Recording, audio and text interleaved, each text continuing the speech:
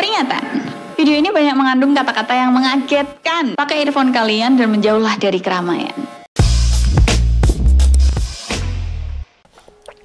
Hai semuanya, gimana kabar kalian teman-teman? Semoga sehat selalu, semoga baik-baik aja. Hari ini kita akan membahas tentang sunat perempuan. Siapa yang di sini seorang wanita dan kamu disunat? Bukan disunat bohong-bohongan ya, karena zaman sekarang ada yang cuman buat tradisi, akhirnya ya udah pura-puranya aja disunat. Jadi di atasnya ditaruhin kunci bukan kunci pintu ya, rempah-rempah kunci terus pura-puranya dipotong. Jadi nggak dipotong beneran, untuk simbolis doang. Tapi yang bener-bener disunat, nggak usah komen di bawah, tapi kalian wajib dengerin ini. Dan semoga kalian tidak menurunkan itu ke anak kalian. Semoga traumanya berhenti di kalian, rasa nggak enaknya berhenti di kalian. Berat memang, sakit memang, sedih, kadang nggak terima kenapa harus berhenti di aku. Tapi kalau bukan kamu, siapa lagi? Kalau kita ngomongin tentang sunat, mungkin nggak banyak orang yang tahu, apalagi di zaman sekarang kalau cewek juga disunat. Tapi di zaman dulu itu familiar banget dan terkenal banget, cewek juga disunat. Kalau zaman sekarang mungkin orang taunya sunat pada laki-laki, dan sekarang hype-nya adalah anak bayi yang umur baru lahir pun udah bisa disunat, atau 6 bulan udah bisa disunat, setahun udah bisa disunat, dengan alasan mungkin ada indikasi medis tertentu, atau dari dokternya memang menyarankan. Karena kalau masih kecil kan mungkin recovery-nya lebih cepat, dan kalau udah agak gede tuh kan agak repot ya, apa-apa harus sendiri. Kalau masih kecil tuh kan kalau bopong-bopong gampang juga, benerinnya gampang, udah gitu recovery-nya lebih cepat. Dan orang-orang mikir kalau sunat pada laki-laki memang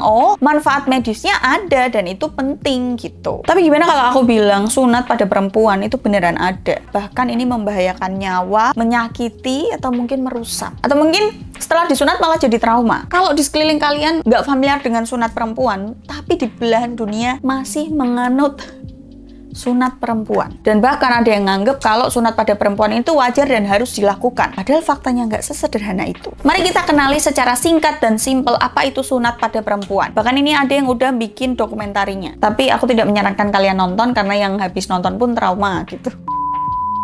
Oke, ini ada istilah medisnya, namanya FGM atau FGM, Female Genital Mutilation. Artinya prosedur pemotongan, melukai atau merubah organ intim perempuan tanpa alasan medis. Bentuknya itu beda-beda tergantung budaya di daerah masing-masing. Ada yang klitoridektomi, itu bagian klitorisnya dipotong. Coba bayangin nggak, klitorismu dipotong, padahal itu kan isinya syaraf ya, dan itu nggak ganggu apapun. Dan ini dilakukan pemotongan seluruh atau sebagian klitoris. Ada excision, itu klitoris dan bibir vagina atau labianya ikut dipotong. Ada lagi namanya infibulasi. Jadi bagian vaginanya dijahit dan menyisakan lubang kecil untuk menstruasi dan kencing. Dia berarti diregedek gitu.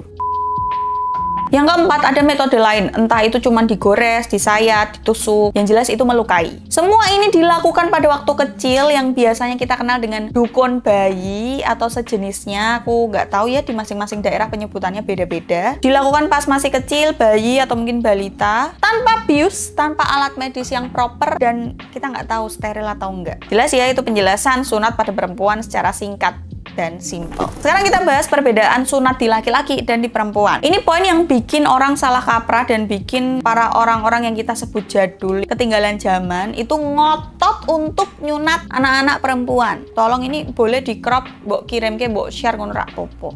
Benek jengkel-jengkel mbek aku rak popo.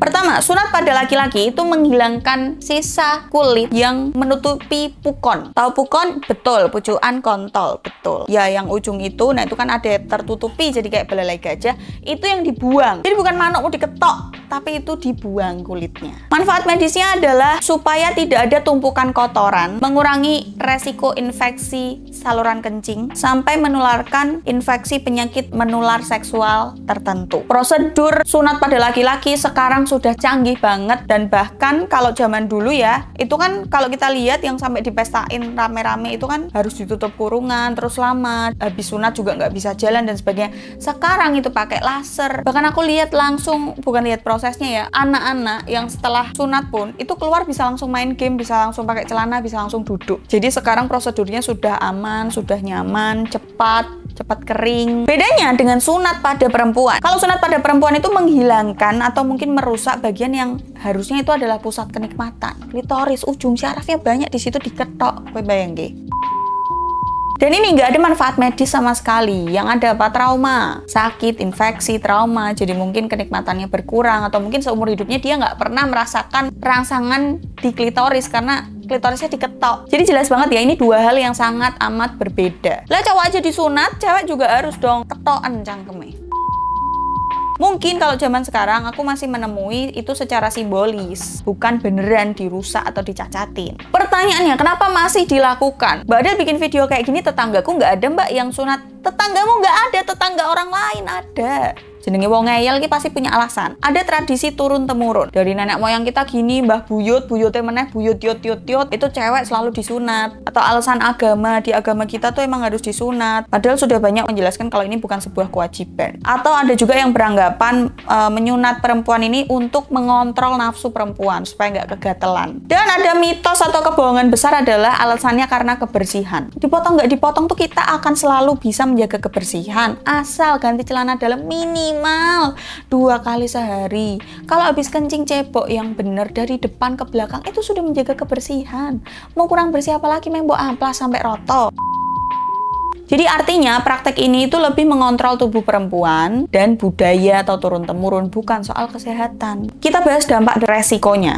Kalau jangka pendeknya, sakit luar biasa pada prosedur ini karena nggak ada anestesi, alat-alatnya nggak steril, nggak bersih. Bayangin dipakai berapa orang, nggak disterilin.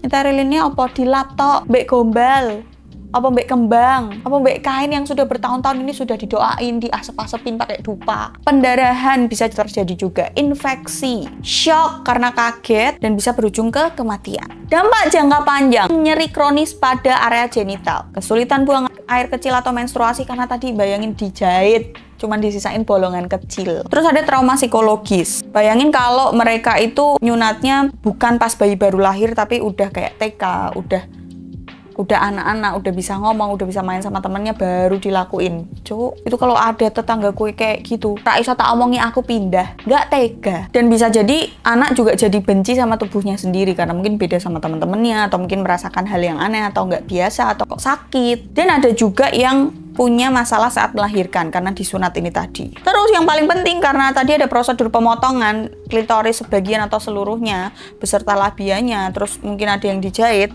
Perempuan yang disunat dengan model seperti ini tidak bisa menikmati sensasi klitorisnya distimulasi. Nggak bisa menikmati kenikmatan duniawi yang luar biasa ini. Dan buat yang pernah mengalami sunat pada perempuan ini, lukanya nggak cuma di situ doang, tapi ada di pikiran kita, ada di hati kita. Banyak negara yang sudah melarang ini karena resikonya luar biasa besar. Tapi masih ada negara atau komunitas tertentu yang melakukan hal ini karena tradisi, budaya, dan mereka diam-diam ngumpet-ngumpet. Jadi sekarang bisa dipastikan ya, kalau sunat laki-laki dan perempuan itu berbeda. Kedua, sunat pada laki-laki itu ada manfaat medisnya, sedangkan pada perempuan itu tidak. Tiga, sunat pada perempuan itu bisa meninggalkan traumatis, baik secara fisik maupun mental. Kalau ada orang di sekitar kita yang masih melakukan sunat pada perempuan ini, yang bukan dengan simbolis, yang benar-benar secara harfiah ini benar-benar disunat, kasih tahu pelan-pelan. Kita kasih tahu fakta-fakta yang mulai dari WHO itu tadi sudah melarang, kasih tahu pelan-pelan.